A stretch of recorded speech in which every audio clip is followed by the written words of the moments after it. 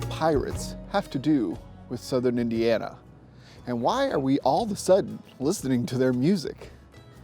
All that's going to be explained in this video. Now, before I go on, I want to say that I really appreciate every subscriber to this channel.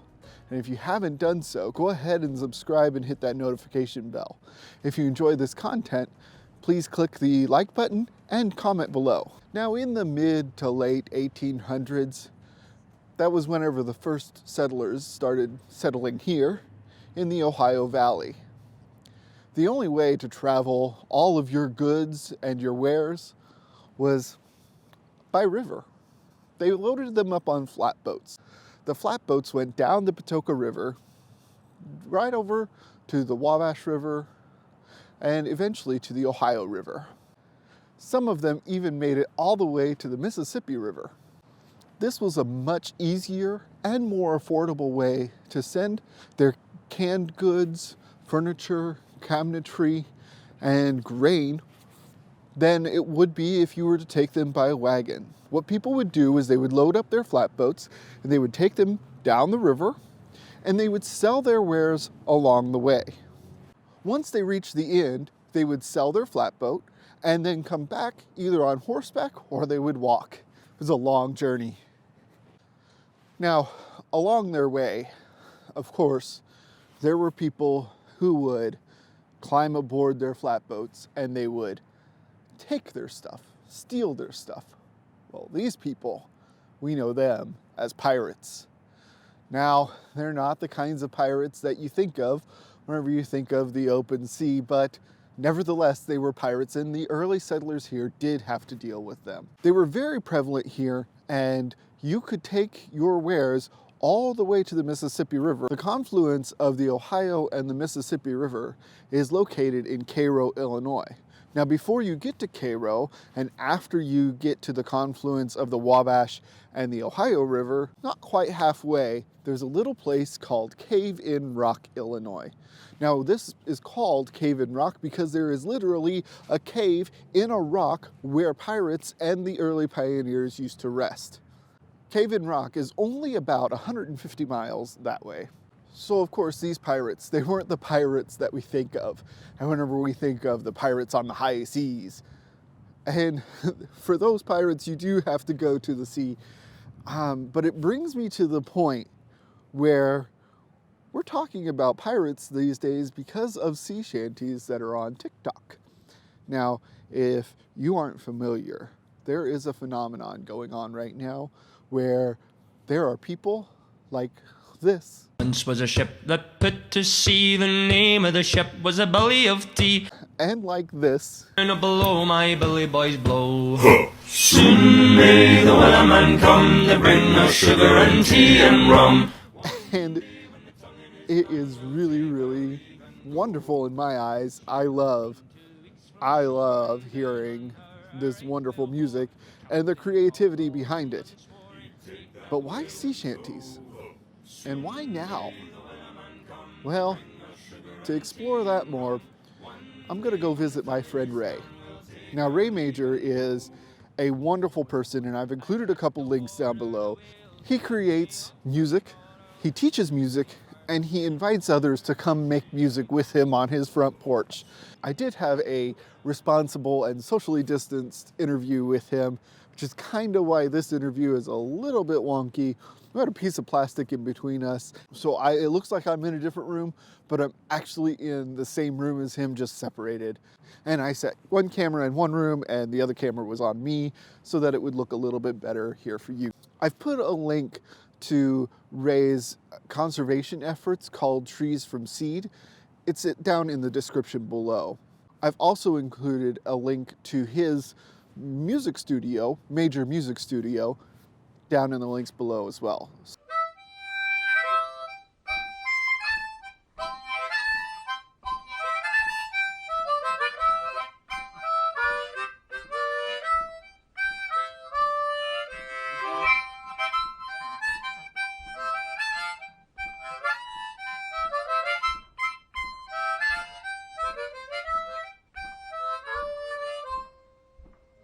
In In South Australia I was born, heave away, haul away. In South Australia round Cape Horn, I'm bound for South Australia.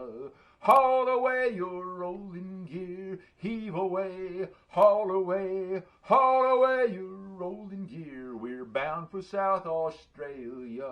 I'm Ray Major, and I'm an old guy that lives at the corner of 6th and Michigan. I have played all kinds of music all my life. I enjoy that. Get a great kick out of it. I've done it professionally for a short period of time when I was young. It's a rough profession. It's not an easy thing to be one of the boys in the band and make your way that way. And since then, I've played on weekends and evenings, as my old friend John would say. I'm also a tree farmer and a forester, and I'm long retired. Sea shanties are very much like nursery rhymes or, simpler songs. And then there are also songs that are very empowering and fun right now with everything that's going on between the coronavirus and the election and all of that. I think that because of the nature of sea shanties, they call to our inner child. They're simple, and they have repeated lines like the blues, like some kinds of gospel music, like in children's songs. Not just to repeat, and they have this other thing that they share with other kinds of work songs and gospel music, and that is they got a leader and a chorus. It's a call and response. One guy hollers the first line, and then the whole crew or congregation, they sing another line, and that line's repeated in the chorus a couple times, and the leader sings the parts that you have to memorize, and the whole crowd sings the easy parts that are repeated. A lot of the intervals that they use are intervals that are very singable. They're ones that we learn at a young age. If they don't go in a step, if they're not whole steps, they go in intervals that are very, very common, like da da da da, na na na na boo boo, those kind of intervals that we learn at a very young age and are with us throughout. A lot of sea shanties contain those intervals that we are very familiar with, which is another reason why they are so singable and likable. Yeah, that's true in any song that's a popular song. Popular in the sense that lots of people can sing it. It's not popular in the sense that it sells 1 million copies. So any kind of song that the people can sing has easy intervals. And those intervals are seconds, one step in a scale to the next one, up or down, and primarily thirds, the notes in a chord. Okay, and if you take a big pile of sheet music and analyze all the songs in it, you'll find that probably 70% of the intervals are seconds, notes within a scale up or down, and probably another 20% of them are thirds, the notes in a chord up or down, and then the other intervals fall within that maybe 10%, and probably half of those are fifths, if you will, which is from the first note in the chord to the third note in the chord. And then the other intervals are harder to sing, and they don't show up in easy to sing songs as much because they're hard to sing. And another thing with a lot of folk music is lyrics of the songs, they kind of match the rhythm that we speak in. Yeah, I suppose so. You know, I've thought about that. I wonder if that's arbitrary or there's something just natural about how words and melodies go together. Is it just because we're used to hearing the song sung with that melody, the words sung with the melody attached to it, or could you sing those words to some other melody? If you take like what should we do with the drunken sailor? Yeah. I mean, the way that I just said that is the way that it's sung. Well, sure. You know. Oh yeah, of like, course. Like.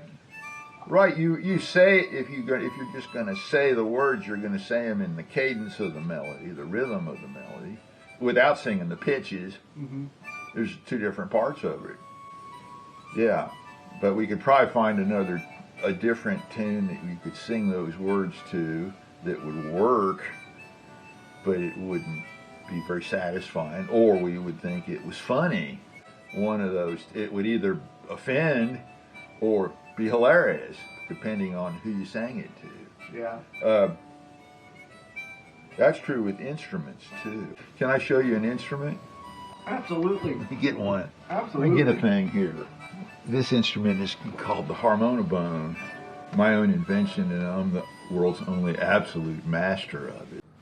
So to sum it up, this folk music, these sea shanties, they're easy to sing, they're easy to learn, and they're just gosh darn fun. And right now, we need something easy and fun and something that is ancient, that calls to our hearts. So I hope that you enjoyed this video. If you did, please give it a like and don't forget to subscribe. Also leave a comment down below. If you have a favorite sea shanty, I want to hear it in the comments down below. Now I've also included a link to all of my favorite sea shanties and really just Canadian folk music and different Irish folk tunes. That's down in the link below. You can see a whole Spotify playlist that I created just for you.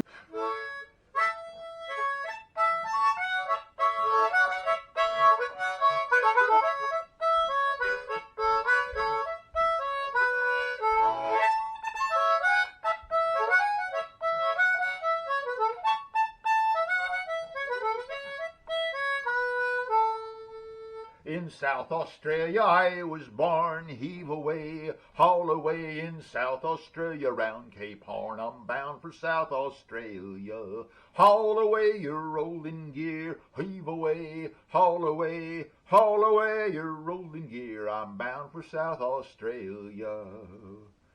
Was you are in Melbourne town, heave away, haul away, the harbour there is deep and round. I'm bound for South Australia. Haul away your rolling gear, heave away, haul away your rolling gear. I'm bound for South Australia. It's the telephone. Oh, my button came undone.